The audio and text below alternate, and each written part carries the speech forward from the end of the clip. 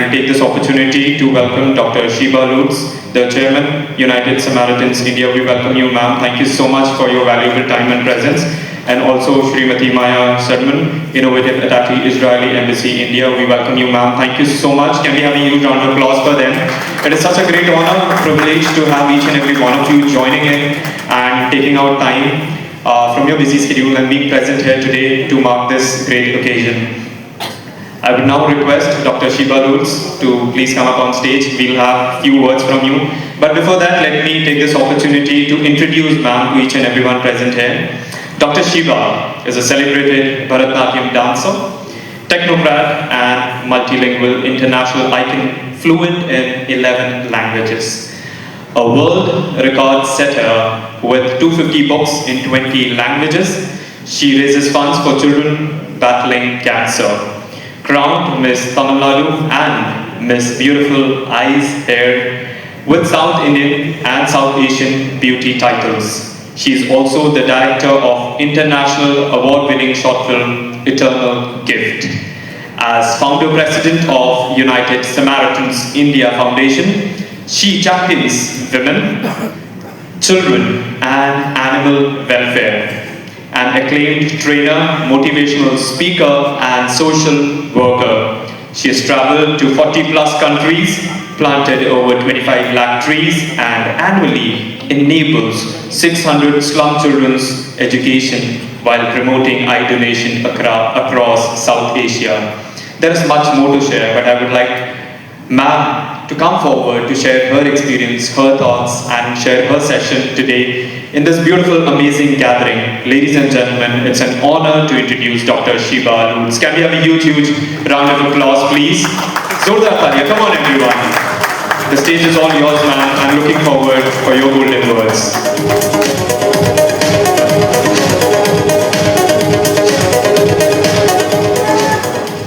Thank you.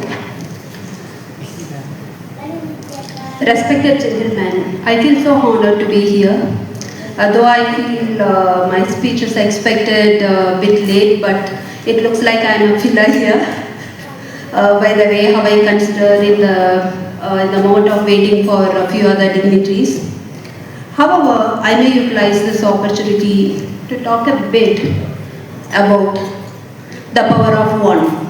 I think most of us are achievers here, right? That's what we are here for, the award events, to honor others or to feel recognized. Maybe we may slightly debate or slightly talk on how effective we can be to the society.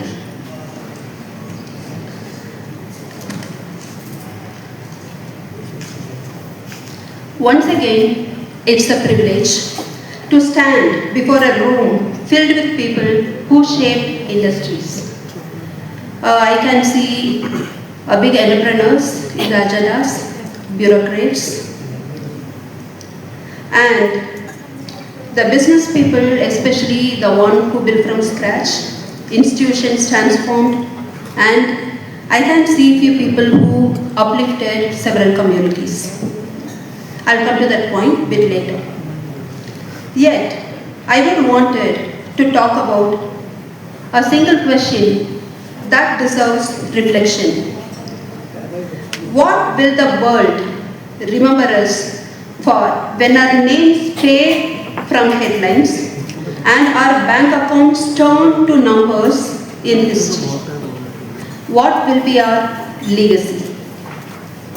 What mark will we leave on this world beyond wealth, fame, and titles? I believe all of us wanted to live a meaningful life beyond monetary materials. Because true success is not what you earn in your lifetime. It's what you leave behind for the lifetimes after yours. For decades, we measure success in terms of materials, in terms of firm,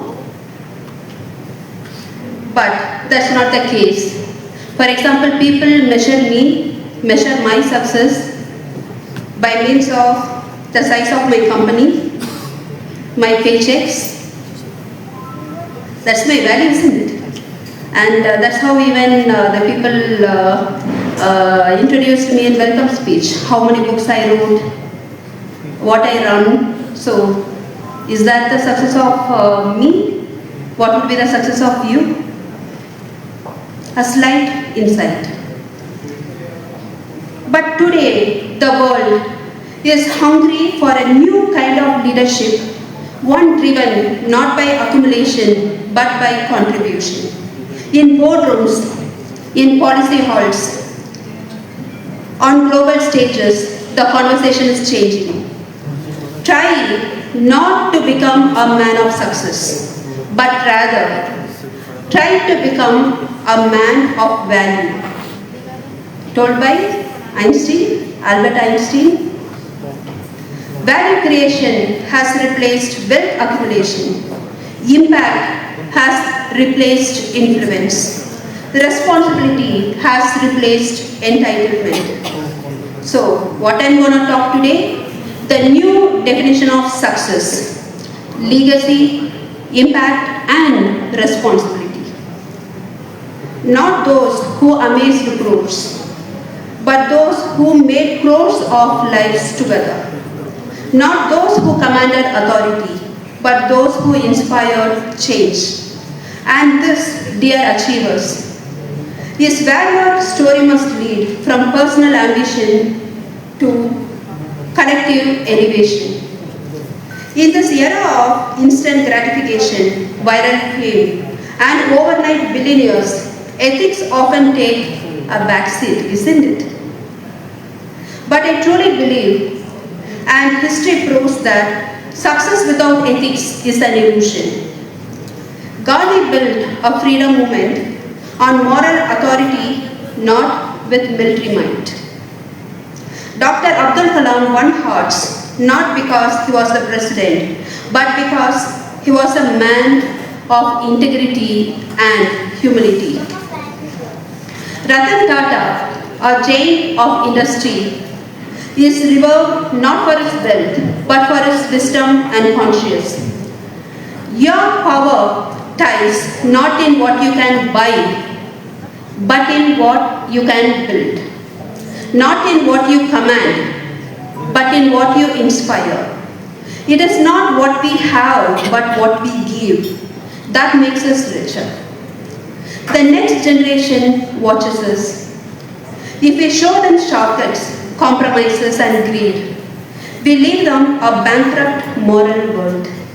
But if we lead with honesty, fairness and empathy, we plant the seeds of kinder, wiser, stronger future. Empathy is not a weakness. I believe hearing from very strong entrepreneurs that, being empathetic is a weakness. No, definitely not. It is a leadership's most powerful weapon.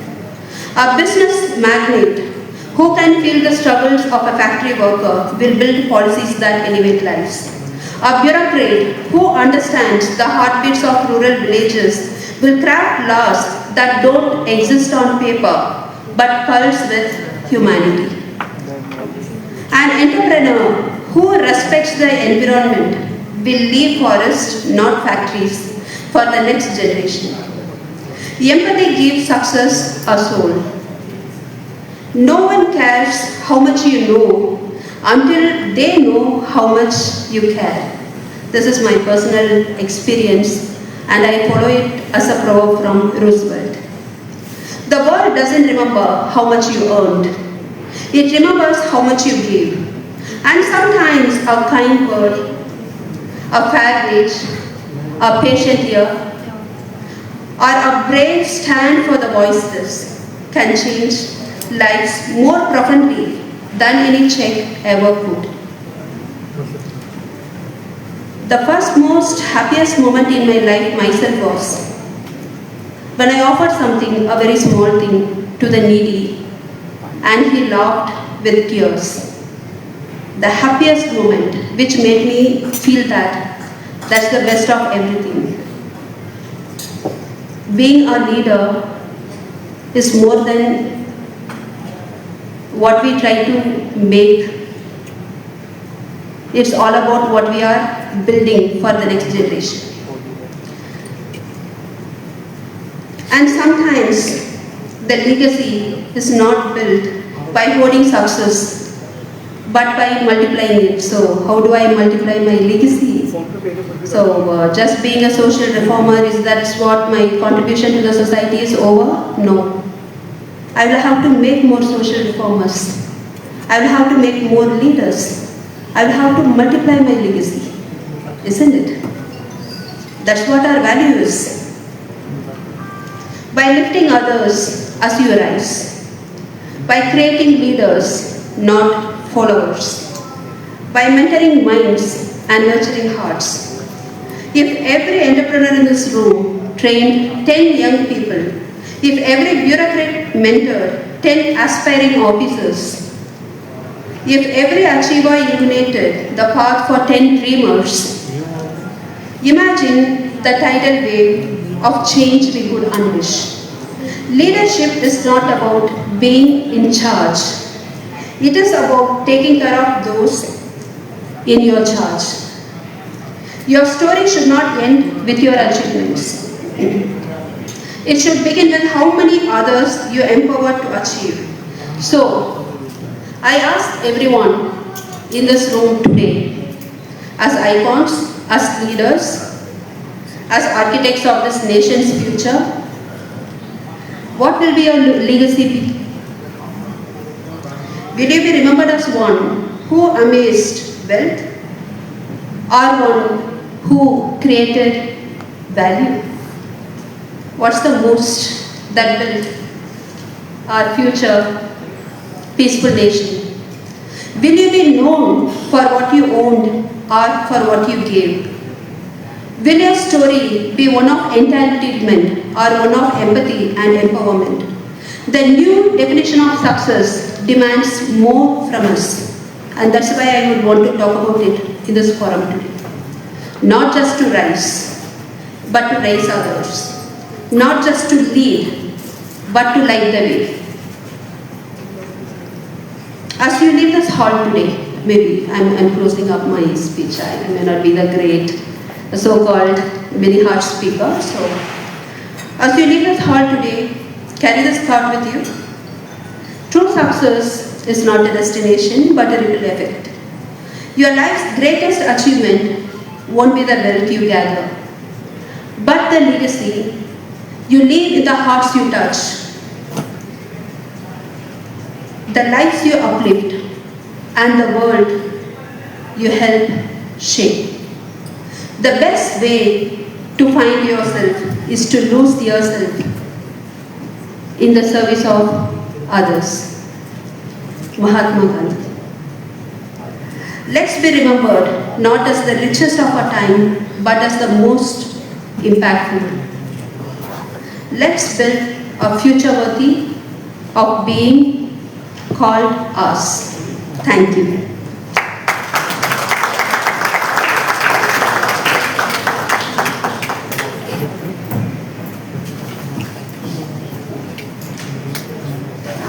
Thank you so much, ma'am, for such a beautiful address. Everyone, please put your hands together. We need some energy back into the room. Everybody, please.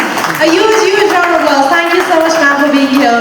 And as I mentioned in the very beginning, that today's day is going to be real fruitful by the evening. You are going to witness that. Why? Because we have such eminent personalities present between us who are going to talk with us, share their knowledge, share their experiences with us today. And it's an opportunity, and I would believe it's a privilege for us that we are here today.